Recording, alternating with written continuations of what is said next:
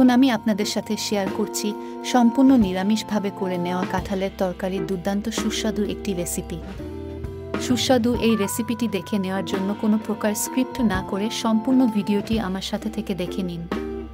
কাঁচা কাঁঠাল কিভাবে কেটে নিতে হয় এর ভিডিওটা কিন্তু আমি এর আগেই আমার চ্যানেলে আপলোড করেছি, ইচ্ছা করলে দেখে নিতে পারেন। লিঙ্কটা আমি ডেসক্রিপশন বক্সে দিয়েও দিচ্ছি।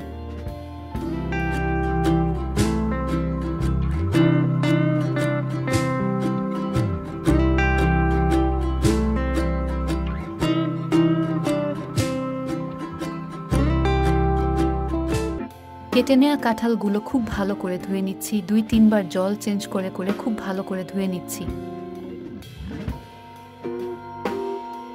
সিদ্ধ করে নেওয়ার জন্য একটি হাঁড়িতে কাঁঠালগুলো দিয়ে দিচ্ছি বেশ অনেকটা জল।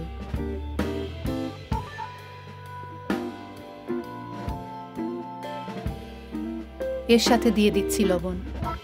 খুব বেশি পরিমাণে লবণ দেওয়ার দরকার নেই, সিদ্ধ করে নেওয়ার জন্য ঠিক যতটা লবণ দরকার ওরকমভাবে দিয়ে নিলেই হয়ে যাবে। একটি ঢাকনা দিয়ে ঢেকে দিয়ে মিডিয়াম আঁচে রেখে কাঁঠালগুলো আমি খুব ভালো করে সিদ্ধ করে নিচ্ছি। বেশ কিছু টাইম পর পর ঢাকনাটা তুলে নিয়ে নেড়ে দিচ্ছি।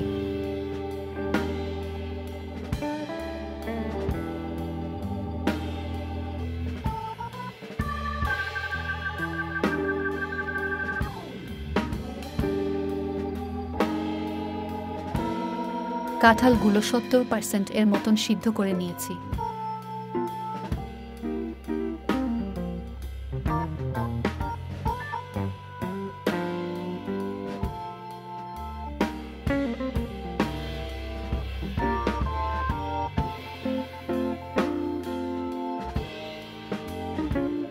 সিদ্ধ করে নেওয়া কাঁঠালগুলো একটি গামলা নিয়ে ঠান্ডা জল দিয়ে খুব ভালো করে ধুয়ে নিচ্ছি।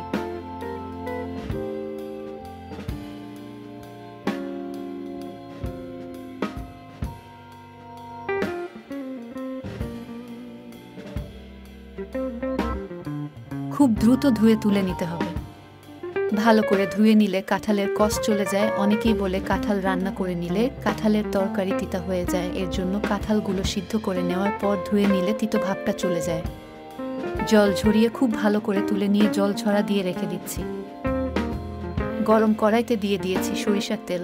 আমি বেশিরভাগ রান্নাগুলো সরিষার তেল দিয়ে করে থাকি, এর জন্য সরিষার তেল দিয়ে দিয়েছি। তেলটা গরম হয়ে গেলে দিয়ে দিচ্ছি শুকনা মরিচ।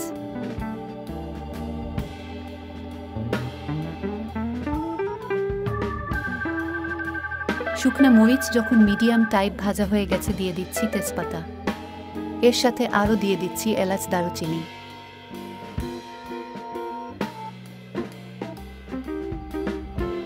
দিয়ে দিচ্ছি অল্প পরিমাণে জিরা।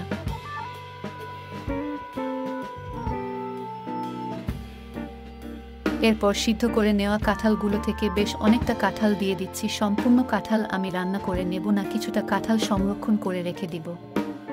বেশ অনেকটা সময় খুব ভালো করে ভেজে নিচ্ছি।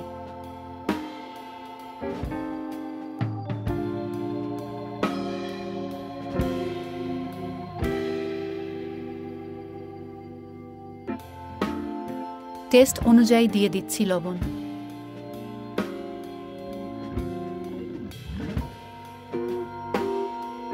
বেশ কিছুটা দিয়ে নিচ্ছি জল। শুকনা মশলা ব্যবহার করার আগে জলটা দিয়ে দিলে মশলাটা পুড়ে যায় না।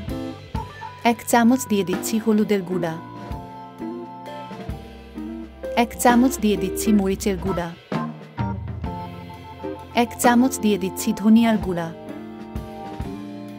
1 চামচ দিয়ে দিচ্ছি জিরার গুঁড়া।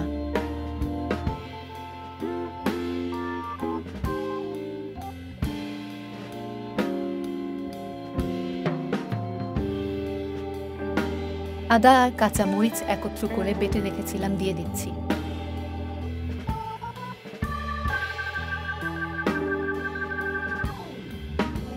খুব ভালো করে কষিয়ে নেওয়ার পর জল শুকিয়ে যখন মশলার গায়ে তেল ছেড়ে দিয়েছে তখন দিয়ে দিচ্ছি জল।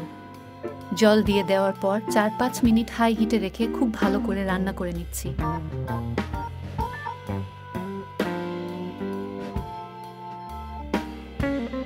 এর সাথে দিয়ে দিচ্ছি বেশ কয়েকটি কাঁচা মরিচ।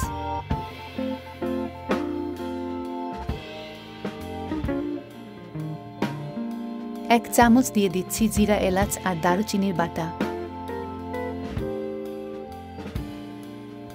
1 চামচ দিয়ে দিচ্ছি চিনি।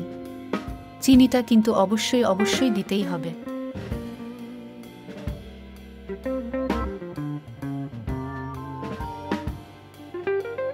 বেশ কিছুটা টাইম রান্না করে নেওয়ার পর 1 চামচ ঘি দিয়ে 1 থেকে 1.5 মিনিট জাল করে নিয়ে তরকারিটা আমরা রান্না করে নিব।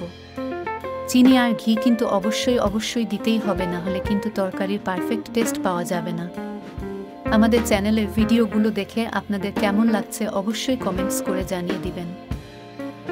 আমরা কিন্তু চেষ্টা করি দৈনন্দিন থেকে শুরু করে ভিন্ন রকমের খাবারগুলো খুব সহজ করে আপনাদের সাথে শেয়ার করার জন্য।